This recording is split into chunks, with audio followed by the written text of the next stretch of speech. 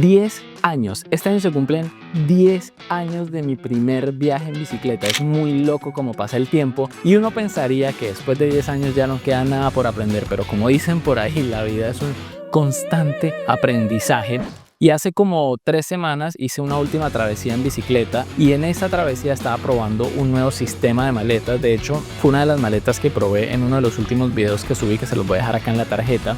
Pero me di cuenta que no era tan bueno y tenía una serie de dificultades, entonces pensé que sería bueno traerles un video de mis aciertos y desaciertos viajando en bicicleta en estos 10 años, cuáles han sido mis errores más grandes llevando equipaje en la bicicleta y cuál es como mi setup ideal, cuál es mi manera ideal preferida para llevar equipaje en la bicicleta. Entonces, me gustaría que comenzáramos por los desaciertos, por las embarradas más grandes que he cometido. La primera es el Camelback. Por si no están familiarizados, el Camelback es como esta mochila que trae como una vejiga donde uno puede llevar más agua, viene de 1, 2, 3 litros. Y entonces para mi primer viaje, como no sabía nada, entonces me dio por comprar un Camelback de 3 litros y al final de esa travesía odié el Camelback. Esa fue la primera y última vez que utilicé el Camelback. El agua pesa muchísimo y llevar ese peso en la espalda, primero me estaba generando mucha incomodidad y al final del día terminaba con dolor de hombros, con dolor de cuello, pero además eso me estaba deshidratando más porque llevar ese peso reposado en la espalda estaba haciendo que sudara muchísimo más. Entonces era medio paradójico porque si bien estaba llevando algo para hidratarme, esa misma cosa que estaba llevando para hidratarme me estaba deshidratando más rápido. Y uno puede sentirse muy tentado a llevarlo, especialmente si uno va a ir a zonas con mucho calor o con mucha humedad. Pero me di cuenta que me resuelve mucho más fácil llevar 2 portabidones con 2 termos llenos de agua de 600 o de 750 mililitros. Y además, como por ejemplo en el caso de Corea, donde no sabía qué tan fácil iba a ser conseguir agua, llevé un termo adicional de 1 litro que ponía en la bolsa debajo del sillín y eso lo utilizaba para rellenar los termos en caso que fuera a necesitar más agua.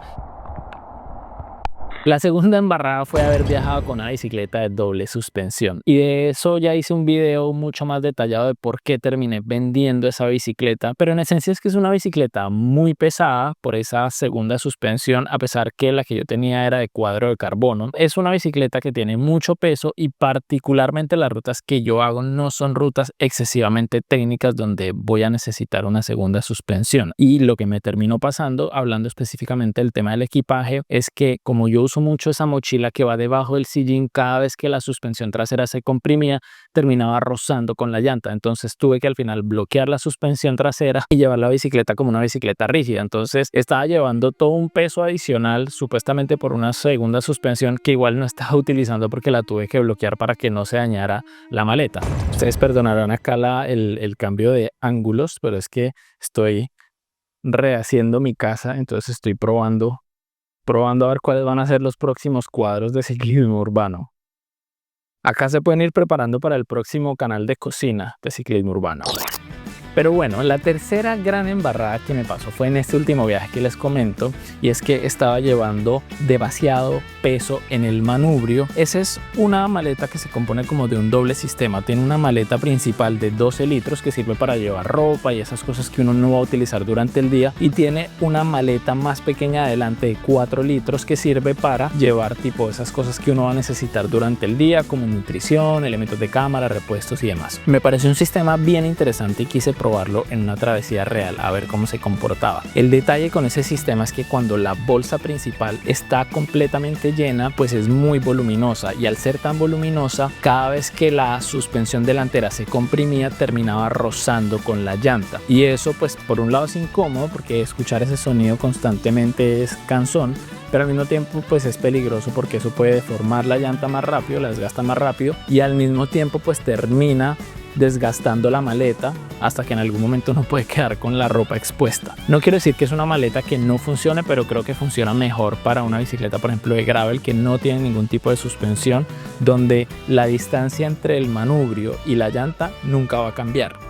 Esto por acá, un poquito más así, a ver, bueno.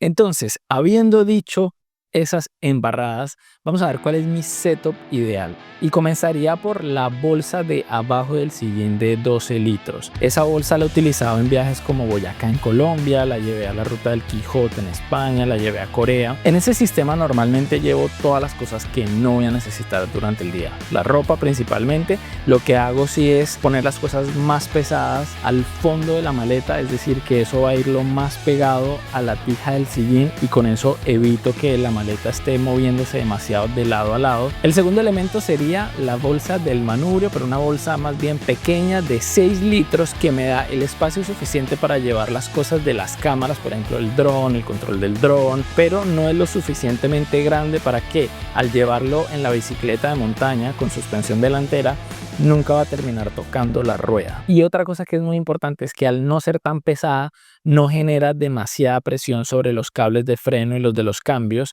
que sí estaba pasando con la maleta grande de 12 litros, que estaban así demasiado torcidos y no ahí sea que en una de esas se rompa, se suelte el cable y me quede sin frenos. Luego está la maleta del cuadro, que es una maleta que entra dentro del triángulo del cuadro de la bicicleta y esa es perfecta para llevar todo lo que es nutrición, cosas que necesito ir sacando incluso cuando voy pedaleando. Hay bicicletas como por ejemplo la bicicleta, la Trek Marlin que tenía antes, que llevé al viaje de Boyacá. Por el tamaño y por la geometría de ese cuadro no quedaba en el triángulo interno de la bicicleta, sino que tenía que ponerlo por encima.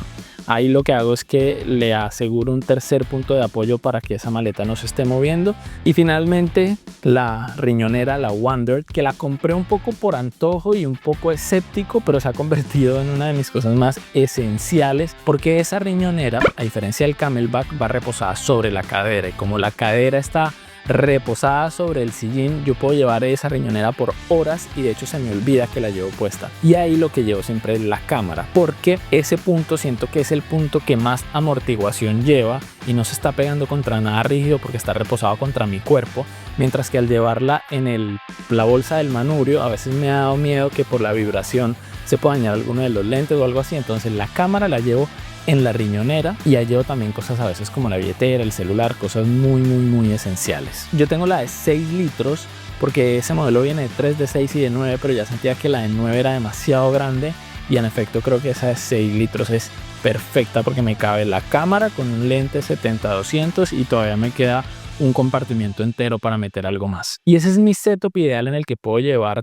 todo lo que necesito, las cosas de filmación, la ropa, las cosas de nutrición.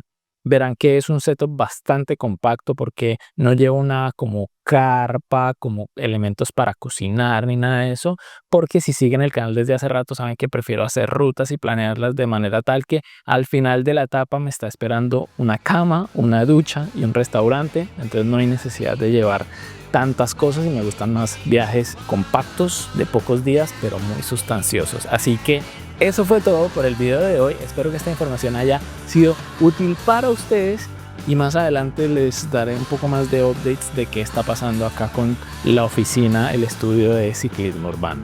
Eso fue todo por el video de hoy y nos vemos en el próximo video.